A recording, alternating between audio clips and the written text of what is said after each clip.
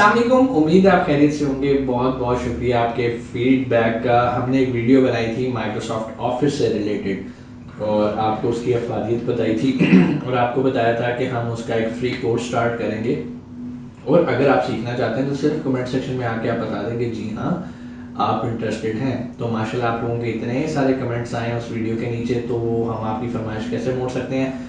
आज हमारा एक तरह का लेक्चर 1 है और लेक्चर 1 हम स्टार्ट करेंगे सबसे इम्पोर्टेंट टूल जो कि मेरी नज़र में मुझे तो बहुत पसंद है, और वो है माइक्रोसॉफ्ट एक्सेल का। अगर आपको एक्सेल यूज़ करना आता है तो बहुत सारे आप पर्सनल मैटर्स भी एक्सेल पे सेव करके अपनी कैलकुलेशन सारा कुछ कर सकते हैं। फॉर एग्जांपल अगर एक ऐसी खातून है जो कि कमेटियाँ डालती हैं, कमेटियों का रिकॉर्ड उस पर रख सकती हैं। अगर हाउस वाइफ हैं और वो अपने मंथली अखराजात को मोनिटर करना चाहती हैं कि भाई इस महीने ऑयल कितना लगा और दालें कितने की आई, अंडे कितने दर्जन लगे, कितना खर्चा हमारा डबल रोटी पे हुआ, तो वो सारा वो एक्सेल पे कैलकुलेट करके अपने पास महफूज कर सकती हैं। मज़े की बात ये है एक्सेल आपके मोबाइल पे भी चल सकता है, लेकिन अगर आपके पास लैपटॉप होगा तो ज़्यादा बेहतर प्रोफेशनल तरीके से आप सीख सकते हैं। ज़्यादा टाइम हम बातों में नहीं लगाएंगे, हम चलेंगे स्क्रीन के ऊपर और मैं पहले आज आपको पूरा इंट्रोडक्शन करवाऊंगा कि माइक्रोसॉफ्ट एक्सेल कैसे काम करता है, इसमें क्या क्या हमारे पास फैसिलिटीज़ हैं, क्या क्या ऑप्शंस हैं। मैं कोशिश करूंगा इस कोर्स को बिल्कुल बिगनर लेवल पे रखूं और जो लोग बिल्कुल इसकी नाहाव नहीं रखते उनके लिए ये पहला कदम होगा एक मास्टर्स और एक प्रोफेशनल कोर्स करने से पहले। तो अगर आप ये कोर्स कर लेंगे तो मेरे ख्याल है प्रोफेशनल स्किल्स तक आप खुद ही रास्ता निकाल के यूट्यूब पे बहुत एक्सपर्ट वीडियोज़ भी पड़ी हैं, आप वो भी देख लेंगे। लेकिन हम बिल्कुल बुनियादी तरीक़ों से करेंगे, उन लोगों के जहन में रखते हुए कि यार जिन्होंने कभी लैपटॉप उस तरह से ऑपरेट नहीं किया है, जिन्हें बिल्कुल बेसिक चीज़ें आती हैं, जो सिर्फ लैपटॉप खोलते हैं और गूगल क्रोम पे चले जाते हैं, सर्फिंग करते हैं, यूट्यूब पे वीडियोस देखते हैं। अब थोड़ा सा हम प्रोफेशनल काम करते हैं। पहला काम आप लोगों ने ये करना है कि आपके पास लैपटॉप के अंदर आपका माइक्रोसॉफ्ट ऑफिस इंस्टॉल होना चाहिए। अगर आपने माइक्रोसॉफ्ट ऑफिस कंप्लीट उसका स्ट्रीट इंस्टॉल कर लिया है तो फिर आपके पास सारे उसके फीचर्स हैं। आपके पास माइक्रोसॉफ्ट वर्ड है, एक्सेल है, पावर पॉइंट आ गया, आउटलुक आ गया। तो कहने का मतलब ये है कि आप जब भी इंस्टॉल करवाना है उससे पूरा पैकेज इंस्टॉल करवाना, किसी से भी करवा सकते हैं जिनसे आप लैपटॉप खरीदे उन्हीं के जो विंडोज़ वगैरह इंस्टॉल करके देते हैं वही आपको ये इंस्टॉल भी कर देंगे। और अगर आपको खुद भी करना आता है तो आपको पता है कि पाकिस्तान में किस तरह से आप इसको इंस्टॉल कर सकते हैं। डाउनलोड करेंगे और इंस्टॉल कर लेंगे तो उसे क्रैक भी कर लेंगे। तो टाइम वेस्ट नहीं करते, हम चलते हैं स्क्रीन के ऊपर। लें जी, हम आ गए स्क्रीन पे और हमने माइक्रोसॉफ्ट एक्सेल पे क्लिक करना है। जैसे हम क्लिक करेंगे हमारे सामने ये बहुत सारी ऑप्शंस टेम्पलेट्स खुल जाएंगे, लेकिन हमने जो है वो किसी पे गौर नहीं करना। हम जाएंगे ब्लैंक वर्कबुक पे। जैसे ही हम ब्लैंक वर्कबुक पे जाएंगे हमारे सामने एक शीट खुल जाएगी जिसको हम स्प्रेडशीट कहते हैं। आज पहले हम थोड़ा इसके साथ तारुफ करेंगे कि ये शीट होती क्या है, और ग्रेजुअली हम फिर वक्त के साथ अपनी क्लासेस जैसे जैसे हमारी बढ़ती जाएंगी हम इसकी बेसिक ट्रेनिंग कंप्लीट करते जाएंगे। सबसे पहले आपके सामने जो डैशबोर्ड खुल गया, आपके सामने एक टूल बार चल रही है ऊपर जिसमें बहुत सारे नाम है: home, insert, draw, page layout, formulas, data, review, etcetera. ठीक है जी। होम पे क्लिक करेंगे ये ऑफ हो जाएगा, करेंगे ऑन हो जाएगा। उसके बाद इंसर्ट है, आपके पास ड्रॉ की ऑप्शन है, पेज लेआउट है, फार्मूलाज हैं, डाटा है, रिव्यू है, व्यू है। आपने इनसे घबराना नहीं है और डरना नहीं है। ये हम बारी बारी जितना हमें ज़रूरत होगी वो टूल हम सीखेंगे, सारे हमें करने की ज़रूरत भी नहीं है क्योंकि ये बेसिक क्लास है। ठीक है जी। उसके बाद ये जो शीट आ जाती है इसमें जितने आपको डब्बे नज़र आ रहे हैं इनको हम सेल कहते हैं। ठीक है, और हर सेल का एक नाम होता है। नाम कैसे होता है आपको ये समझने की ज़रूरत है। ये जितनी आपको साइड पे नंबरिंग नज़र आ रही है इनको हम रोज़ कहते हैं। कितनी रोज़ होती हैं? अनलिमिटेड। मैं तो कभी एंड तक पहुंच नहीं सका, शायद अगर आप में से कोई पहुंच जाए तो मुझे कमेंट सेक्शन में ज़रूर बता दीजिएगा। उसके बाद आ जाता है ये वर्टिकल। ये वर्टिकल में आप देख सकते हैं इनको अल्फ़ाबेटिकली जो है रिप्रेजेंट किया जाता है और इनको हम कॉलम कहते हैं। और हर सेल का एक नेम होता है और उसका ताल्लुक हॉरिजॉन्टली यानी कि रो और वर्टिकली यानी कि कॉलम के नाम से होता है। मिसाल के तौर पे इस टाइम मैंने यहाँ पर क्लिक किया हुआ है तो मुझे इस सेल का नाम G8 बता रहा है वो। ठीक है, क्योंकि ये 8th रो है और G कॉलम है और यहाँ पर मेरा जो है वो क्लिक था। तो ये हमें नाम क्यों चाहिए होते हैं ये हमें आगे जाके पता चलेगा कि नाम की कितनी अफादियत है जब हम फार्मूलाज करेंगे।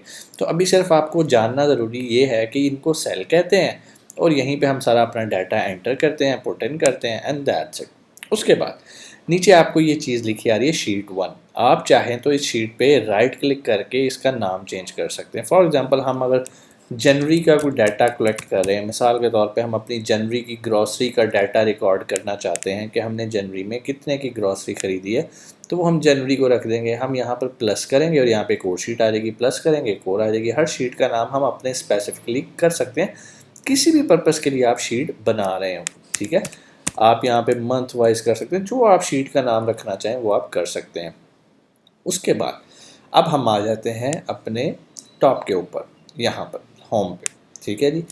होम जैसा कि आप देख रहे हैं यहाँ पर हमारे पास मुख्तलिफ ऑप्शंस मौजूद हैं, हमने अभी सब पे जाना ही नहीं है, ठीक है। हम अभी बिल्कुल अपनी बेसिक चीज़ों पे रहेंगे। बेसिक चीज़ें क्या हैं? स्टार्ट सबसे पहले इंपॉर्टेंट चीज़ ये होती है कि हमने कुछ भी लिखना है। ये बॉक्सेस हैं, इनमें हम कुछ भी टाइपिंग कर सकते हैं। फॉर एग्जांपल हम लिखते हैं मीट मुगल्स, ठीक है जी। अब आप देखें जो मीट मुगल्स है ना, ये इस लाइन से बाहर चला गया, तो हमारे पास यहाँ से एक्सेस होती है। हम यहाँ पे क्लिक करते हैं, क्लिक करके जितना चाहें इसको बड़ा छोटा कर सकते हैं। लेकिन अगर आप चाहते हैं कि ये लाइन एग्जैक्ट मेरे वर्ड के बिल्कुल यहाँ पर आ जाए, तो आपको मैनुअल करने की ज़रूरत नहीं है। जैसे ही ये साइन बनाएगा आपने इस पर डबल क्लिक कर देना, ये ऑटोमेटिकली लाइन आपके फ़ॉन्ट के मुताबिक है, जो भी आपने वर्ड करैक्टर लिखा है इस सेल के अंदर उसके मुताबिक वो एडजस्ट कर देगा। ठीक हो गया जी। अब अगली चीज़ जो हमने अब सीखनी है, ये तो हमने लिख लिया, टाइपिंग सीख ली, टाइपिंग आप लोगों को आती होगी, कोई ऐसा मसला नहीं है। अब हम देखेंगे जो मीट मुगल हमने लिखा, हम चाहते हैं कि ये तो बड़ा छोटा लिखा हुआ है, इसका साइज़ बड़ा होना चाहिए, थोड़ा सा प्रोमिनेंट होना, जिस तरह हम हेडिंग्स बनाते हैं ना उस तरह का होना चाहिए। तो हमने यहाँ पर इस पर क्लिक करना है। उसके बाद हम यहाँ पर आएंगे, छोटा सा एरो बना है, यहाँ पर ये साइजेज़ हैं, आप 22 करके देख लें। लें जी, मीट मुगल्स बड़ा हो गया, ठीक है। अब आप ये देखें ये डी तक आ गया, लेकिन हमने लिखा था सी में, हम सी पर डबल क्लिक करते हैं, उसने सी को एक्सटेंड कर दिया और यहाँ पर मीट मुगल्स लिखा आ गया, ठीक है। अगर आप चाहते हैं ओहो नहीं मुझे तो पुराना ही चाहिए था, तो यहाँ पर हमारे पास एक ऑप्शन होती है अनडू की, ठीक है। यहाँ पर ये आपको ऊपर लिखी आ रही है अनडू की, इस पर आप क्लिक करेंगे तो दोबारा वहीं पर आ गया। आप कहते हैं नहीं मैंने इससे भी पीछे जाना है, मेरे से गलती से हो गया, फिर आप इसे करेंगे अनडू पे, तो ये वापस पुरानी जगह पे आ गया। लेकिन अगर आप कहते हैं नहीं मैंने सही किया था, बस गलती से मैंने वापस कर दिया, तो आप दोबारा यहाँ से रीडू भी कर सकते हैं। दोबारा रीडू करेंगे तो ये दोबारा आगे मूव हो जाएगा। ठीक हो गया जी, यहाँ तक आपको समझ में आ गई होगी। अब हम थोड़ा सा आगे मूव कर लेते हैं। उसके साथ ही आ जाता है फ़ॉन्ट, ठीक है जी। आप चाहें तो किसी भी तरह का फ़ॉन्ट सेलेक्ट कर सकते हैं अपने डॉक्यूमेंट के लिए। ये जी मैं फॉर एग्ज़ाम्पल मैंने अभी ये वाला कर लिया। अगर मैं आपको दिखाऊं कि पहले कैसा था, तो हम इसको अंडू करते हैं, पहले इस तरह का था, रीडू करते हैं तो अब ये इस तरह का हो गया, ठीक है।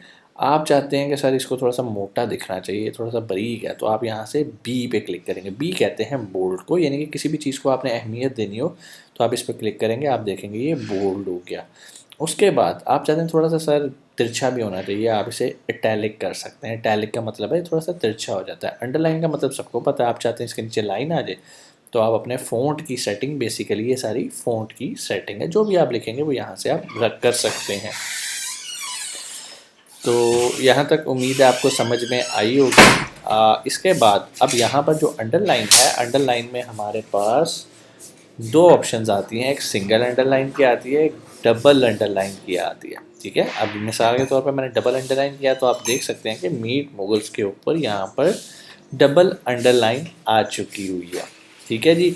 उसके बाद ये जो डब्बा बना है इसको भी हम छोड़ देते हैं, मैं आपको बाद में एक्सप्लेन करूँगा। आज की क्लास में जो चीज़ें आपके लिए समझना बहुत ज़रूरी थी वो ये था कि हमने शीट ओपन कैसे करनी है, उसके अंदर लिखना कैसे है, सेल क्या होता है, नीचे शीट का नाम कैसे होता है, हम फ़ॉन्ट बड़ा छोटा कैसे कर सकते हैं, अपनी मर्ज़ी का फ़ॉन्ट कैसे सिलेक्ट कर सकते हैं। हम इसको चाहें तो मोटा कर सकते हैं, यानी कि इसे हेडलाइन बना सकते हैं, इटैलिक यानी कि तिरछा कर सकते हैं, और डबल लाइन करना चाहें तो वो भी कर सकते हैं। इन फीचर्स की मदद से हम ये काम कर सकते हैं, ठीक है जी। यहाँ तक उम्मीद है आपको समझ में आया होगा।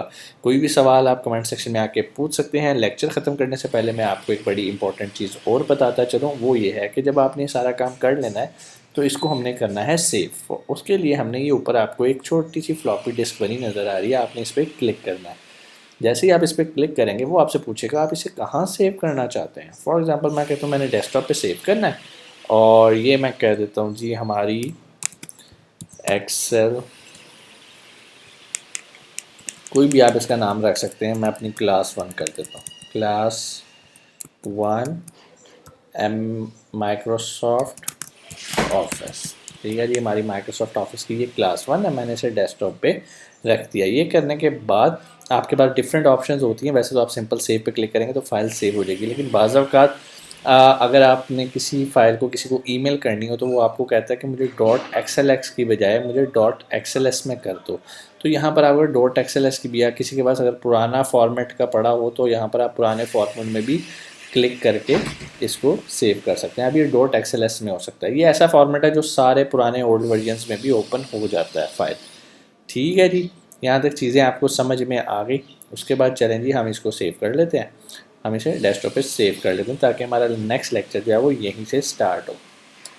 ठीक है जी, क्लास 1 के अंदर आप लोगों ने सीख लिया कि हमने इसको कैसे फ़ाइल को ओपन करना है और कैसे सेव करना है।